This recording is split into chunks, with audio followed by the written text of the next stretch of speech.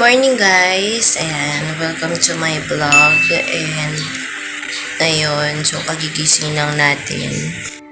Ilang araw din ako napagsera kasi masama yung pakiramdam ko. Nagkasakit ako and medyo nagkatarangkaso, ganyan. Pero ngayon so okay na. Umuulit kasi yun sa kidney ko. So, nag-take naman ako ng medication ngayon. And ngayon is nag-ooperate na ako and samahan niyo ako na kumuha ng Tarpaulin. Ayan. Ituturo ko sa inyo kung paano tayo makakapagpagawa ng Tarpaulin kahit na wala pa tayong printer. So, tuturuan ko din ko kayo gumawa ng Tarpaulin sa Photoshop. Ayan. So, alam mo naman tayo pag nakatighaw-tighaw talaga kailangan trabaho agad.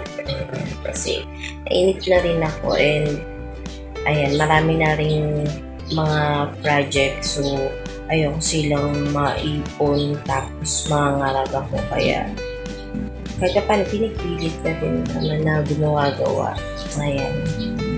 So, tara. Samahan niyo ako muna ng Tarpaulin.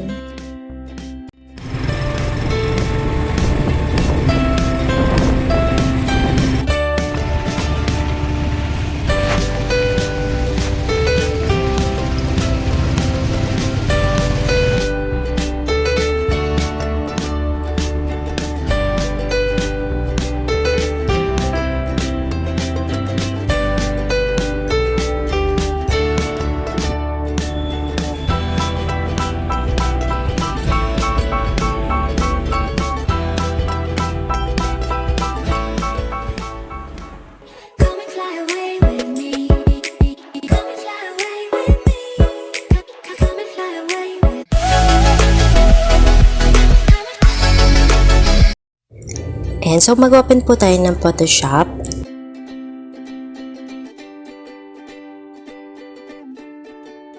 And then sa Photoshop, mag-new document tayo. So, rename natin ng Tarpaulin yung new document. And then sa sizes niya, ang mga Tarpaulin is per feet. So, ang 1 feet is equals to 12 inch. So, may mga sizes tayo like for example, 2 feet by 3 feet, 3 feet by 4 feet, or 4 feet by 5 feet. Ayan. So, for example, ang gagawin natin is 3 feet by 4 feet. So, for landscape siya, kaya ang width niya is magiging 48 inches at ang height niya is magiging 36 inches. So, 3 by 4. And then, ang resolution niya, usually kasi, pwede naman ng 75, pero ang ginagamit ko kasi is 100 para mas maganda yung resolution niya. And then, ang colored mode niya is CMYK color. So, CMYK kasi para kung ano yung output na nakikita mo sa monitor, is yun din yung output sa printer or pag-print, same ang color. Ayan. So, ito na po yung ating template na 3x4. So, yung mga image na gagamitin natin is kinuha ko na siya from Google. So, yung iba naka-PNG format and then yung iba is pwede naman natin tanggalan ng background. And then, for example, itong background na to, kinuha natin. Kung makikita nyo, pag tinag natin siya dyan is maliit.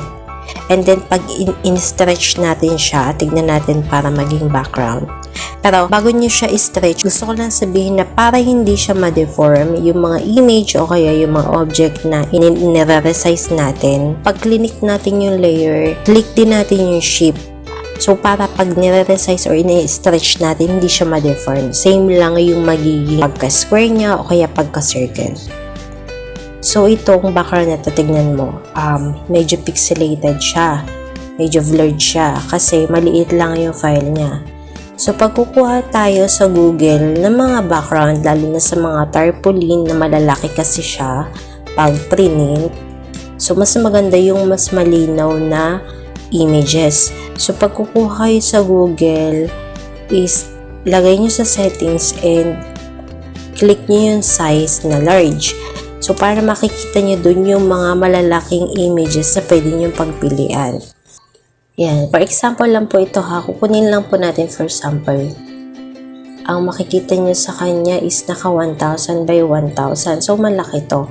Pag transfer natin, ayan, kahit pa paano, mas malaki siya dun sa naunang image na nilagay natin dito. So, ito na yung mga image natin na ilalagay dito sa ating tarpaulin. Tapos, lagyan natin dyan, welcome to the Christian world. And then, yung name ng baby. So, pili lang tayo ng mga fonts. So, experiment lang po to guys. So, bahala kayo kung ano yung layout na gusto nyo pag gagawa kayo ng tarpaulin. Ayan. So, sa pagkukulay ng fonts guys, pwede natin sa mismong text siya palitan. And pwede din naman natin sa mismong layer style natin siya palitan. So, color overlay is pipindutin lang natin siya para magkaroon yung katawan niya ng kulay. And then yung stroke, yun yung kulay dun sa outline niya, pinaka-outline.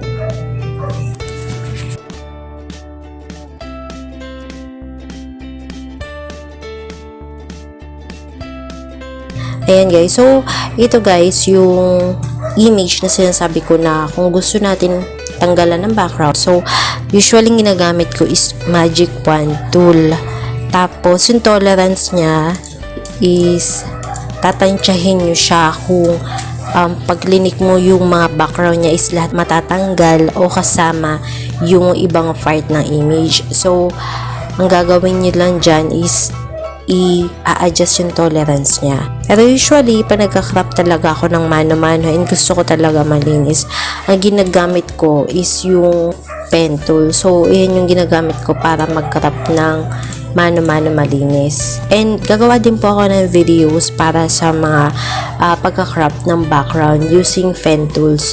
So, yan kasi yung gamit ko para magtanggal ng background sa images.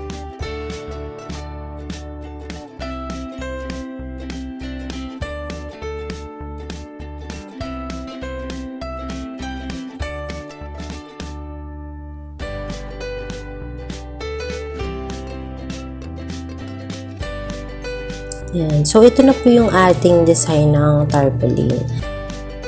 So, pag sinumsum mo siya, is makikita mo na malinaw pa rin siya. Ayan. So, welcome to the Christian world. So, yan po yung ating example ng ating Christianing tarpaulin. Ayan guys, sana nakatulong yung pagturo ko ng paggawa ng tarpaulin sa Photoshop. Ayan. And, gaya nga ng sabi ko, wala kayong tarpaulin machine is pwede naman tayong makipag-usap sa mga malalaking tarpaulin tintingan na lagi tayong kukuha ng mga orders para magpaprint sa kanila, and kung mas mabababaan nila yung presyo na pwedeng ibigay sa atin. So, kahit paano is kikita tayo.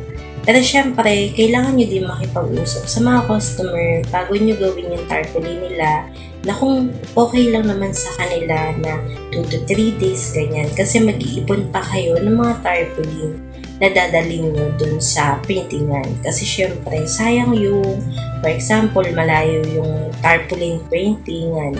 So, sayang yung pamasahe pag pa-isa-isa. Parang wala ka din kikitain sa print. So, sayang naman. Kaya, sa umpisa pa lang is maging open kayo dun sa pagsasabi na kung willing silang mag-wait ng ilang araw. So, ayun.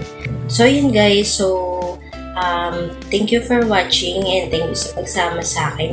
Sana kahit paano sa katulong itong mga tips and advices ko. Ayan. So, thank you for watching guys. Happy printing, and until my next upload, don't forget to like and to subscribe to my channel.